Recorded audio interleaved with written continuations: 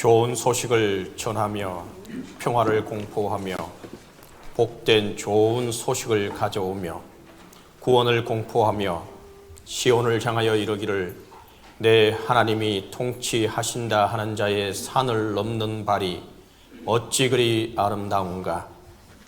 하나님은 영이시니 예배하는 자가 신령과 진정으로 예배할지니라.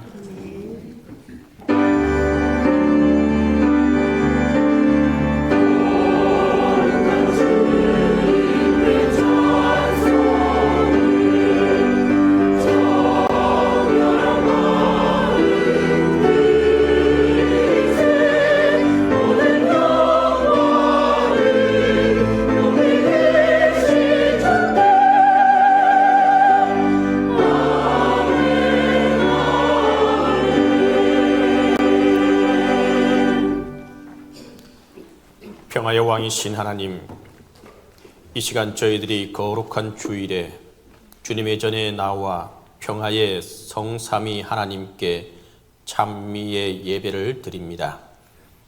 우리의 마음을 하나로 모으고 우리의 입술을 온전히 합하여 드리는 예배를 기쁘게 흠양하여 주옵소서.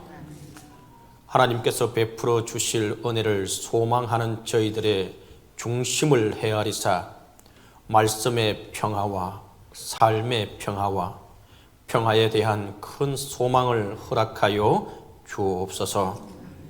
성부와 성자와 성령 성삼위 하나님께 영광이 세세 무궁토록 함께 있을지어다.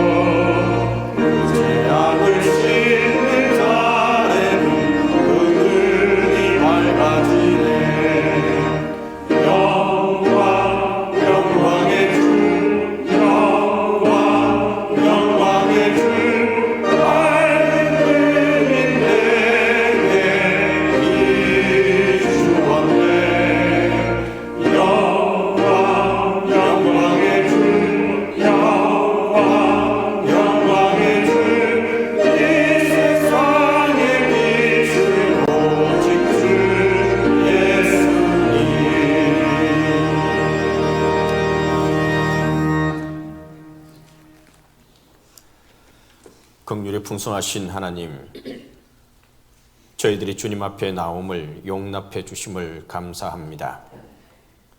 넘어질 때가 많았고 낙심할 때가 많았고 방황할 때가 많았습니다마는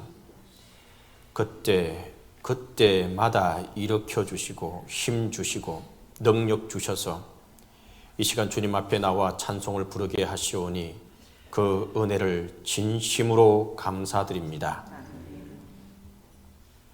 하나님 아버지, 주께서는 우리로 하나님의 자녀 되게 하기 위하여 때로 시련을 주시기도 하며 하나님의 사람으로 깨닫게 하고 굳세게 세우기 위하여 어려움을 주실 때도 있지만 우리는 그것을 축복인 줄 모르고 버림받은 것처럼 스스로 낙심하며 시리에 빠지고 스스로 절망하며 하나님 앞에 욕 돌린 때가 많았습니다.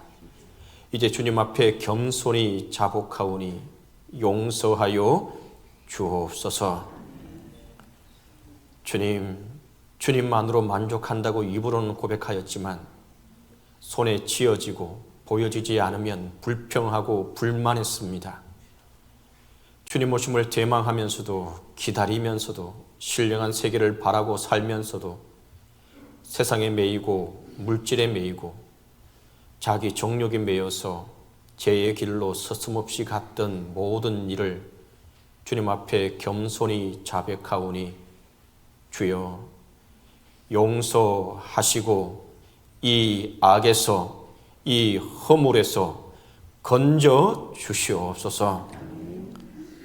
이제는 주님과 나만이 아는 죄를 고백하며 조용히 참의 기도를 계속합니다.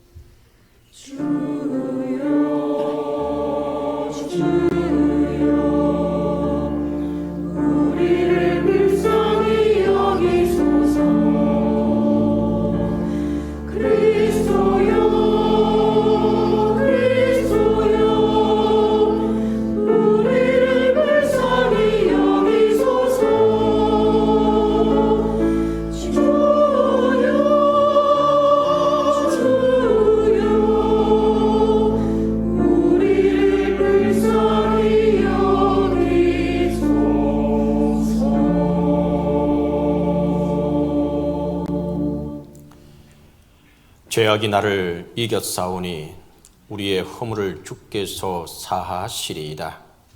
그러므로 우리 주 예수 그리스도 안에 있는 자에게 결코 정죄함이 없느니라. 아멘.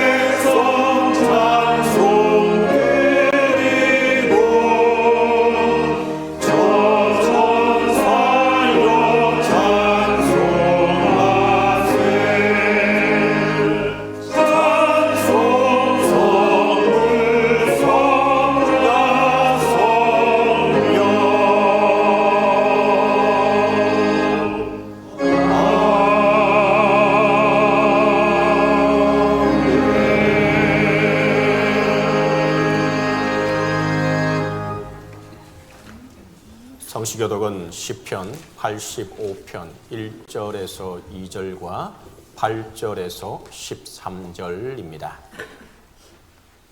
여호와여, 주께서 주의 땅에 은혜를 베푸사 야곱의 포로된 자들이 돌아오게 하셨으며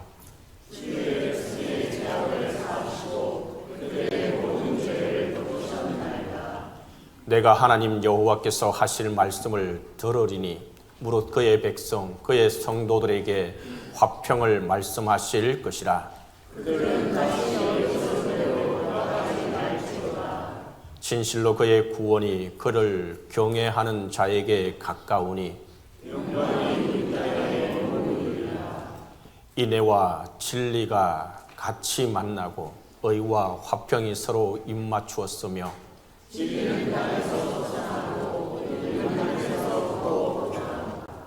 여호와께서 좋은 것을 주시리니 우리 땅에 그 산물을 내리로다.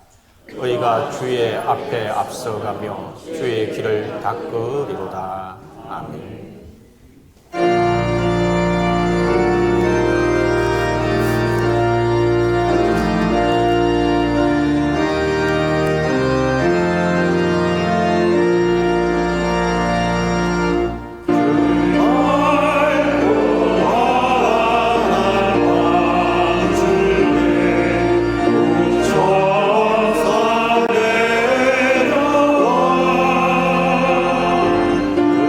Oh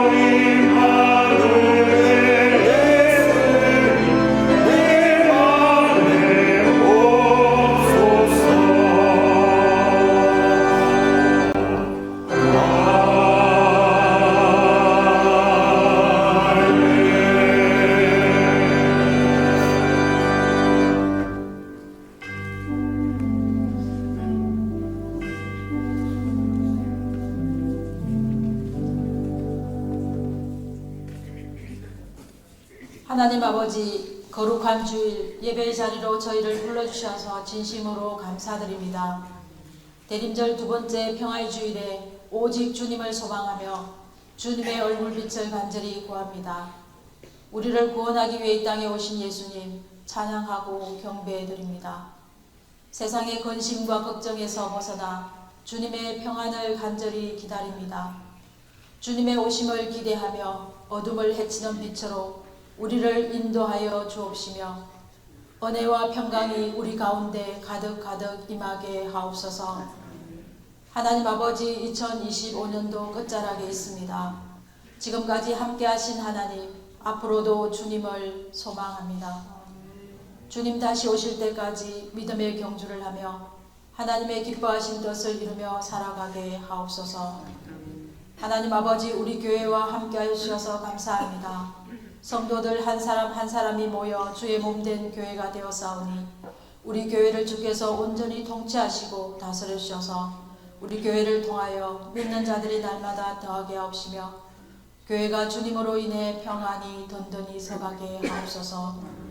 하나님 아버지, 몸과 마음이 아픈 환우들과 여러 어려움과 고통 가운데 있는 교우들을 위로하여 주시고 소망의 빛을 비추어 주옵소서.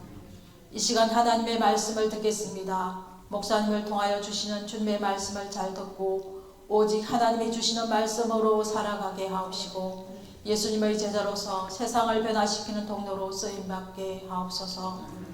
오늘도 하나님을 찬양하는 성가대의 찬양을 기뻐 받아 주시옵시고 여러 곳에서 예배를 돕는 손길을 복되게 하옵소서. 우리의 영원한 소망 되신 예수 그리스도의 이름으로 기도합니다.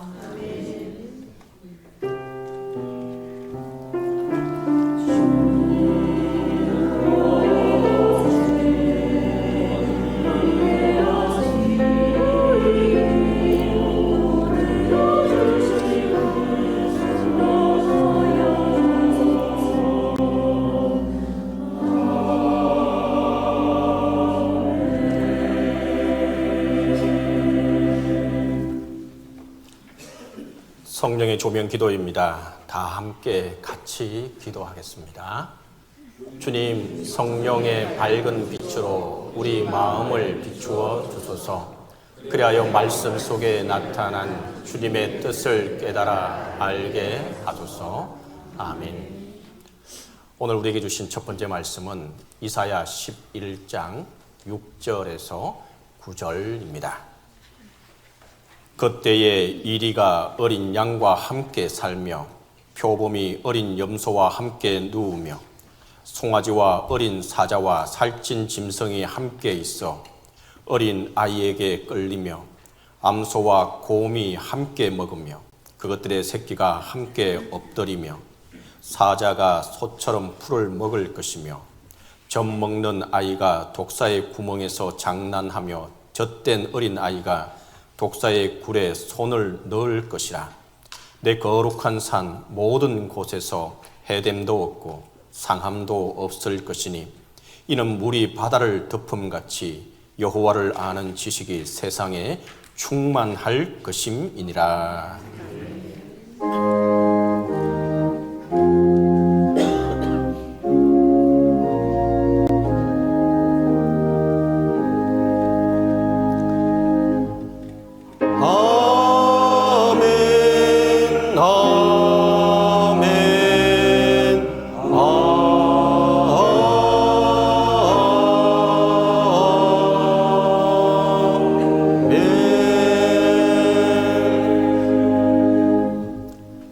두 번째 말씀은 에베소서 2장 14절에서 18절입니다.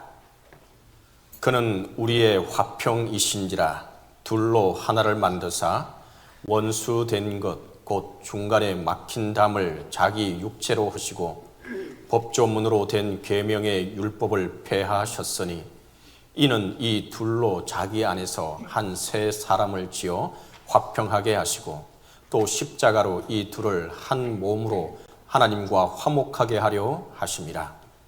원수된 것을 십자가로 소멸하시고 또 오셔서 먼 데 있는 너희에게 평안을 전하시고 가까운 데 있는 자들에게 평안을 전하셨으니 이는 그로 말미암아 우리 둘이 한 성령 안에서 아버지께 나아감을 얻게 하려 하심이라.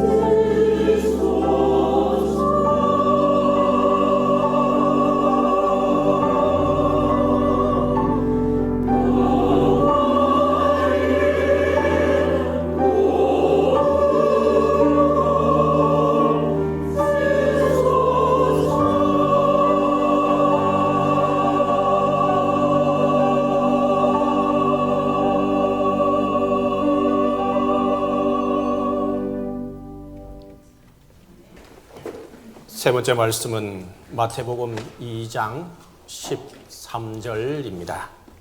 이 계시의 말씀을 봉독할 때 다 함께 하나님의 음성을 들으실 수 있기를 바랍니다.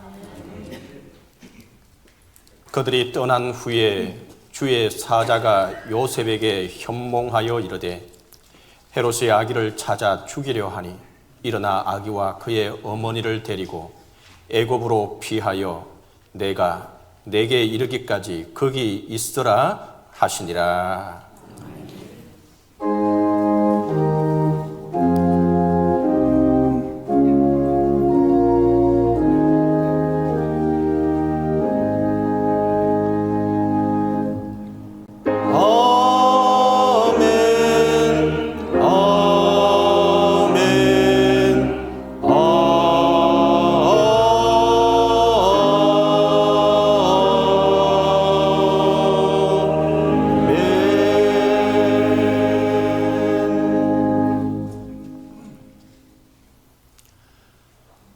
오늘 마태복음 본문 말씀은 자세히 한 번 더 관찰해 보면 13절 첫 부분이 다음과 같이 시작하게 됩니다.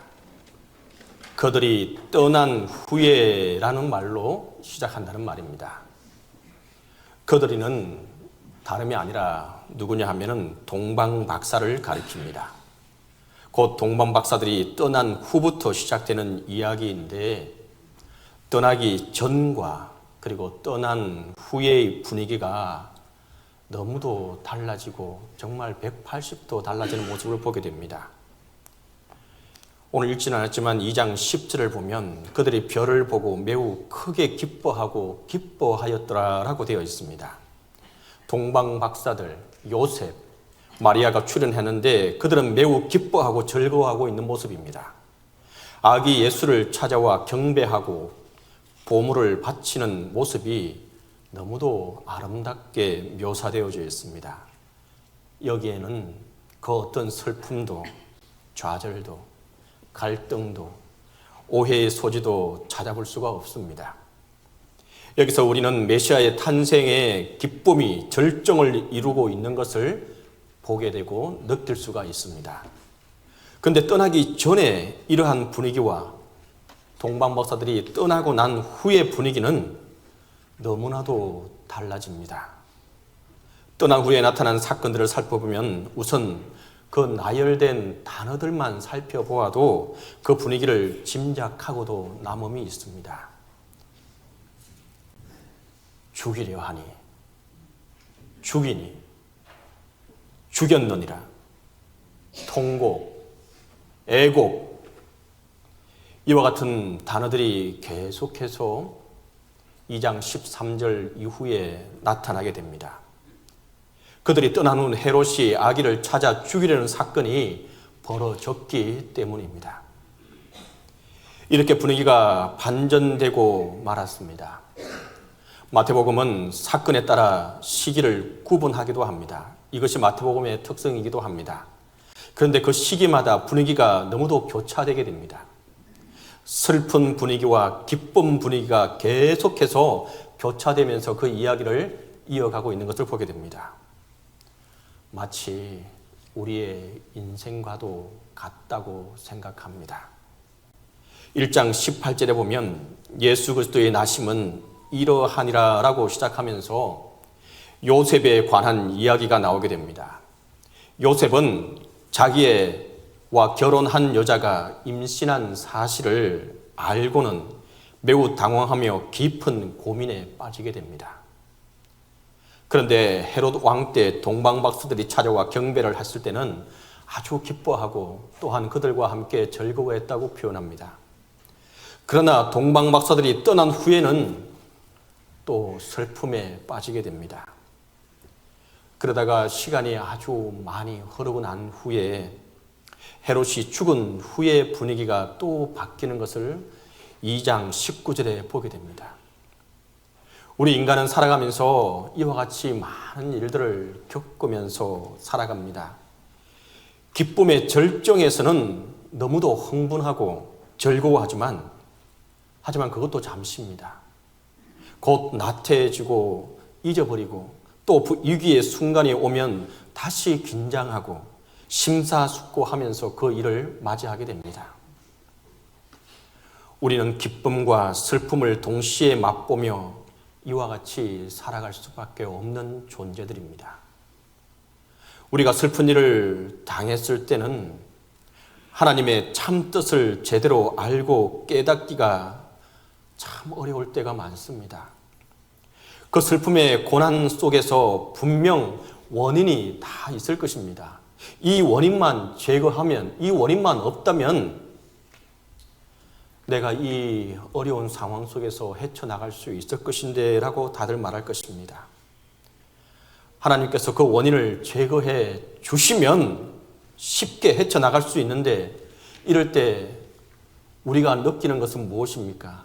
하나님이 이 일을 바로 해결해 주시고 이 원수를, 이 환경을 헤쳐나갈 수 있게끔 없애주는 경우가 많이 없던 것을 우리가 경험하게 될 것입니다. 하나님은 이때 우리가 느끼기는 묵묵부답으로 대답하고 있는 것을 우리가 많이 경험합니다. 하나님께서 환경을 바꿔주시기만 하면 되는데 도리어 그 속으로 더 깊이 빠져들고 많은 경우를 우리가 경험합니다. 예수님께서 배를 타시고 제자들과 함께 갈릴리 호수를 지나가실 때의 이야기를 우리는 너무도 잘 알고 있습니다. 바람이 심하게 불어 배가 흔들립니다. 그때 예수님께서 바람을 향해서 뭐라고 말합니까? 잠잠하라. 그러자 곧 그 바람이 멈추고 그 갈릴리 바다, 갈릴리 호수는 잠잠해지고 말았습니다. 예수님께서 원인을 제거하신 것입니다. 오늘 본문에서도 이와 같이 문제의 원인은 헤롯 왕, 하나님께서 헤롯 왕을 죽이면 문제는 아주 간단하게 해결될 수가 있습니다. 그러나 하나님께서는 헤롯을 죽이지 않으시고 오히려 요셉에게 다음과 같이 말합니다. 일어나 아기와 그의 어머니를 데리고 애굽으로 피하여. 원인을 제거하시기는커녕 요셉에게 일어나 피할 것을 요구하고 있습니다. 13절을 다시 보겠습니다. 그들이 떠난 후에 주의 사자가 요셉에게 현몽하여 이르되 헤롯이 아기를 찾아 죽이려 하니 일어나 아기와 그의 어머니를 데리고 애굽으로 피하여 내가 내게 이르기까지 거기 있으라 하시니라 라고 되어져 있습니다. 피하여라는 말도 나오고 거기 있으라는 말도 같이 나오게 됩니다. 하나님은 어떤 때는 우리에게 피하기를 요구하십니다.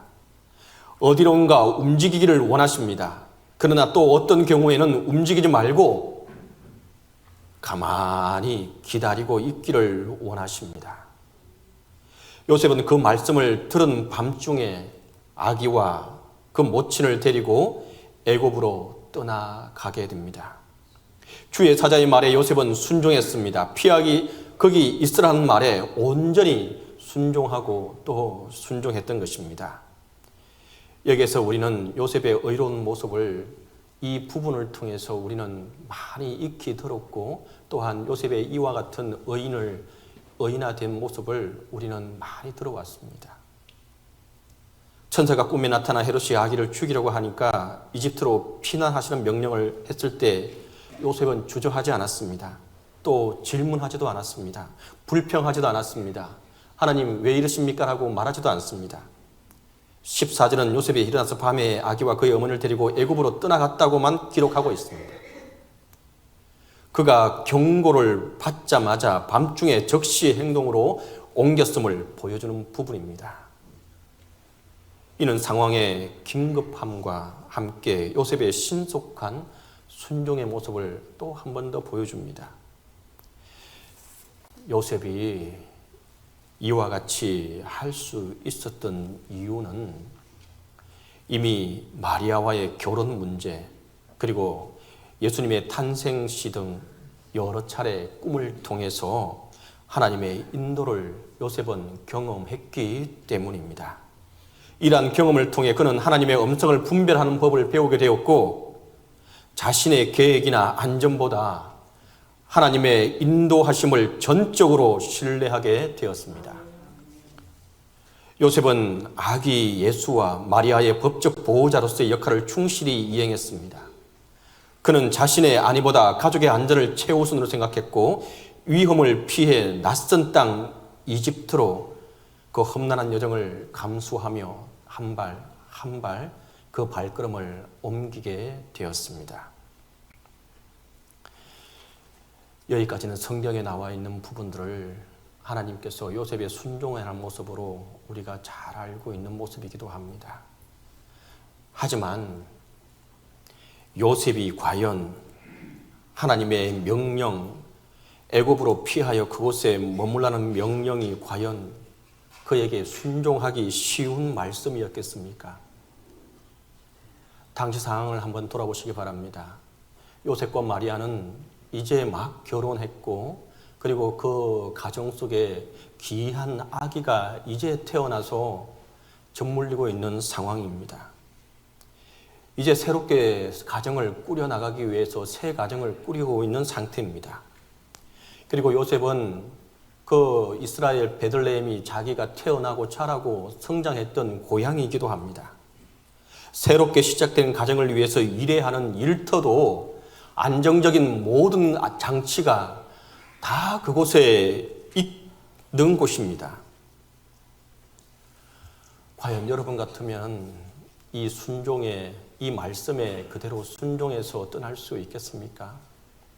지금 여러분들이 안락을 누리고 있는 그 아파트와 집을, 그리고 자동차와 직장과 내가 누리고 있는 이 모든 것들을 하나님께서 잠시 떠나라고 하실 때, 이 모든 것들을 내려놓고 그냥 가라고 했을 때 가실 수 있는 분이 저도 못 갑니다.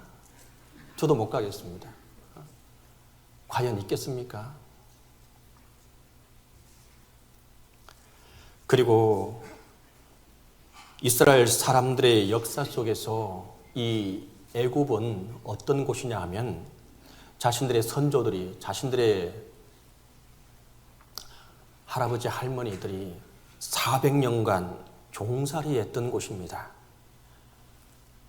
그곳은 노예로 있었고 종살이로 있었던 그 암흑의 땅입니다. 바로 이곳으로 가라고 하시는 말씀입니다. 모든 것이 너무도 힘든 상황입니다. 아무런 또 설명도 없이. 요셉도 사람인지라 지금의 이 상황을 받아들이기에 어려웠을 것입니다. 조금 더 편하게 생활할 수 있는 길이 있는데, 조금 더 쉬운 길이 있는데, 지금의 환경이 아닌 다른 환경이 있었는데, 요셉도 지금의 환경을 바꾸어 주시면 좋겠다고 계속해서 아마 기도했을 것입니다. 그 환경은 헤롯의 죽음이었을 수도 있습니다. 우리의 환경이 변해서 내가 처해 있는 어려운 모든 것이 바뀌면 좋겠지만 그렇지 않은 경우가 더 많음을 여러분들의 인생에서 다 경험하지 않았습니까? 아무리 기도해도 변하는 것이 없을 때가 있지 않습니까? 하지만 우리가 이 시간 꼭 기억하시길 바랍니다. 기억할 수 있기를 바랍니다. 하나님은 이때도 우리와 함께 계시며 우리가 처해 있는 환경 속에서 우리의 바라보는 시선이, 우리의 생각이 바뀌기를 기다리고 또 기다리고 계신다는 사실입니다. 우리가 이것을 하지 못하기에 참 평화가, 참 화평이 찾아오지 못하는 것입니다. 많은 사람들이 환경의 변화를 요구합니다. 그러나 하나님은 우리의 환경이 아니라 우리의 시각이, 우리의 생각이 변화되기를 기다리고 또 기다리며 우리와 함께 하신다는 사실입니다. 인간은 어려운 현실 앞에서 쉽게 낙담하고 맙니다. 그러나 영적인 눈을 갖고 그 세계에 접근해 보면 그것이 슬픔과 고난과 위협이 아니라 기쁨의 사건으로도 바뀌어질 수 있다는 것입니다. 그것이 바로 그리스도인들의 삶입니다. 영적인 시각을 가진 사람은 우리의 현실 속에서 역사하시는 하나님을 볼 수 있어야 합니다. 그래서 슬픔과 고통을 기쁨으로 승화시킬 수 있어야 합니다. 바로 그 순간에 예수 그리스도의 평화가 임하게 될 것입니다. 그리스도인이 된다고 환경이 달라지는 것은 없습니다. 우리 인간들이 처한 환경은 어떤 의미에서 다 똑같습니다. 그러나 그 속에서 우리는 하나님의 나라를 바라볼 수 있어야 합니다. 어떠한 환경이 변화가 있느냐 하는 것보다 우리가 어떤 시각으로 바라보느냐가 중요하다는 것을 오늘 이 본문은 우리에게 일깨워주고 있습니다. 요셉은 바로 이와 같은 시각을 가졌기에 그 마음에 참 평화가 찾아왔고 묵묵히 애굽으로 그 길을 갈 수가 있었던 것입니다. 진정한 평화를 강구하고 원하시는 분들이 있다면 우리의 생각과 시각을, 우리의 모든 것들을 바꿀 수 있기를 바랍니다. 그 순간 그토록 강구하고 또 찾기를 원했던 참 평화가 우리에게 찾아오게 될 것입니다. 하나님은 이렇게 우리에게 성경에서 말하고 있습니다. 내가 너를 너무도 사랑한다라고 말씀합니다. 너는 내가 사랑하는 자다라고 말씀하십니다. 이 얼마나 큰 위로와 평화와 또한 안정이 되는 말씀입니까? 하나님이 너희 죄를 벌하는 것이 아니라, 너희 죄를 찾는 것이 아니라 내가 너를 사랑한다라고, 너는 내가 사랑하는 자라라고 말씀하시는 그 음성이 우리에게 얼마나 평안을 찾아옵니까? 하지만 이것 하나만 우리가 생각할 것이 아니라 하나님은 또 다음과 같이 물으십니다. 내가 나를 사랑하느냐? 우리는 사랑받기만을 원하고 축복받기만을 원하고 우리의 환경이 바뀌기만 하고 우리의 기도가 들어주기만을 바라면서 그 다음 내가 나를 사랑하느냐고 하는 그 하나님의 음성에 대해서는 대답하지 않습니다.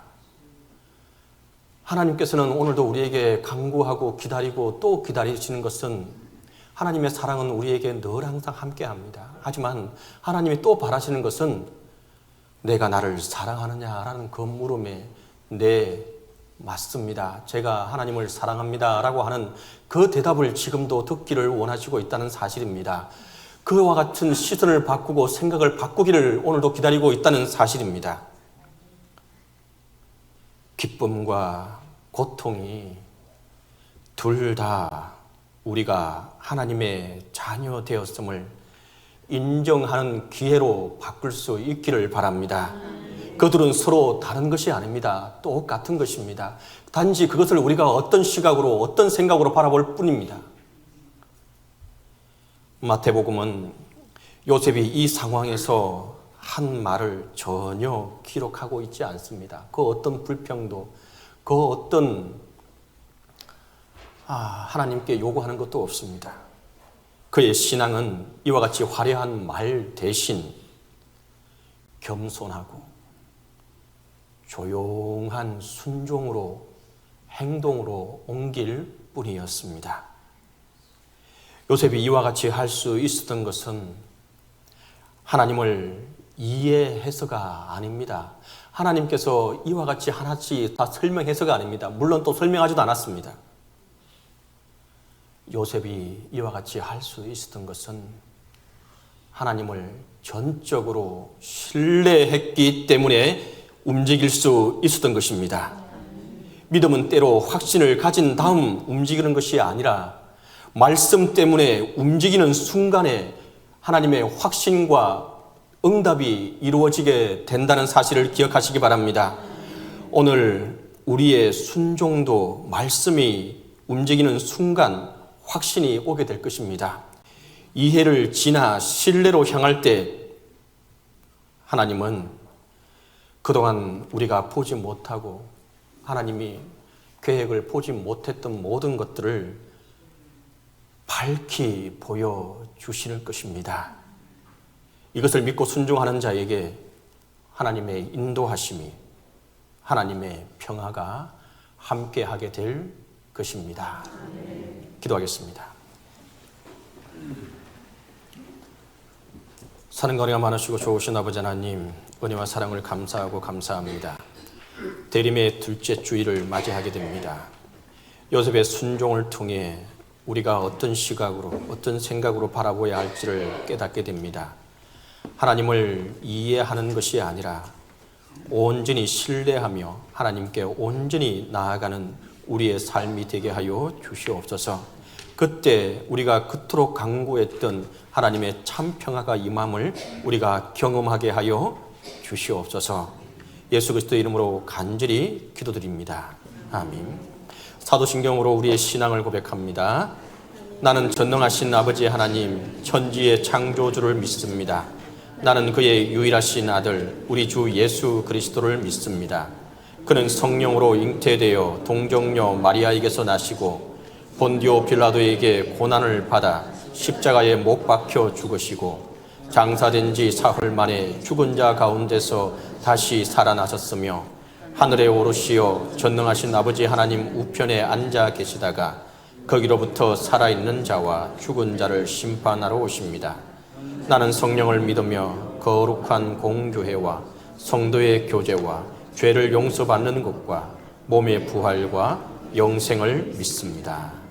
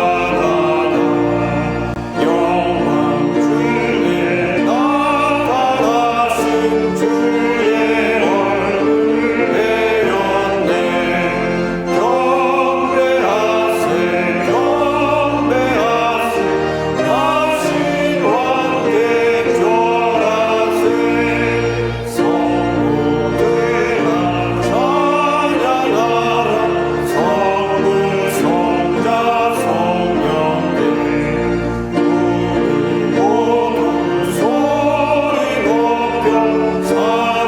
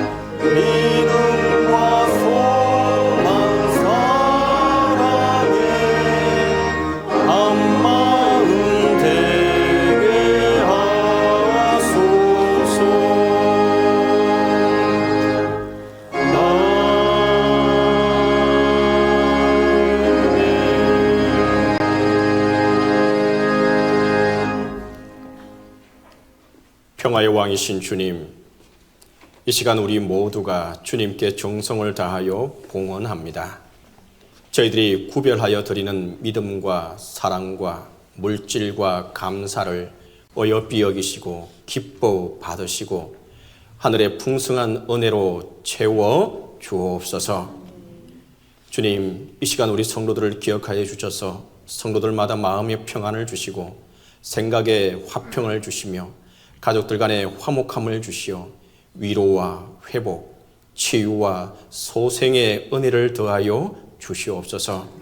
주님 오심을 기다리는 이 대림절에 우리 성도들 모두가 하나님의 평화로 함께하사 다툼과 경쟁, 시기와 절망 속에 있는 이들을 구원하여 주시고 미움과 질시 속에서 애태워하는 이들을 구원하여 주옵소서.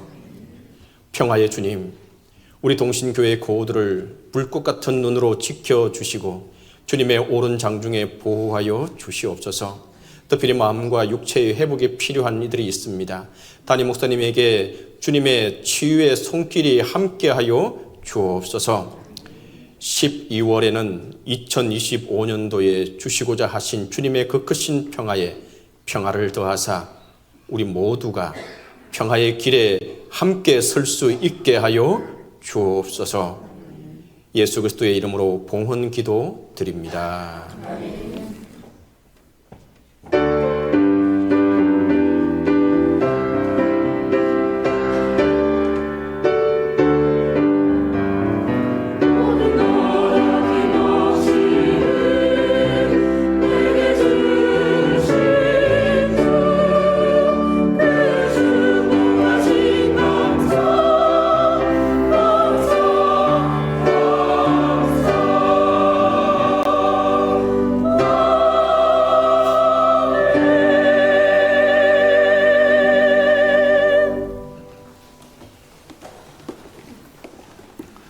우리 이 시간 함께 인사하도록 하겠습니다. 평화입니다 라고 앞뒤 좌우 보시면서 인사하겠습니다. 평화입니다. 평화입니다. 평화입니다.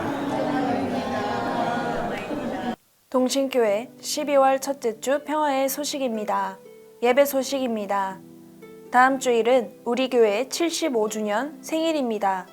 창립 후 지금까지 인도해 주신 하나님께 감사하며 오늘까지 교회를 위해 봉사해 오신 모든 성도분들에게 진심으로 감사드립니다.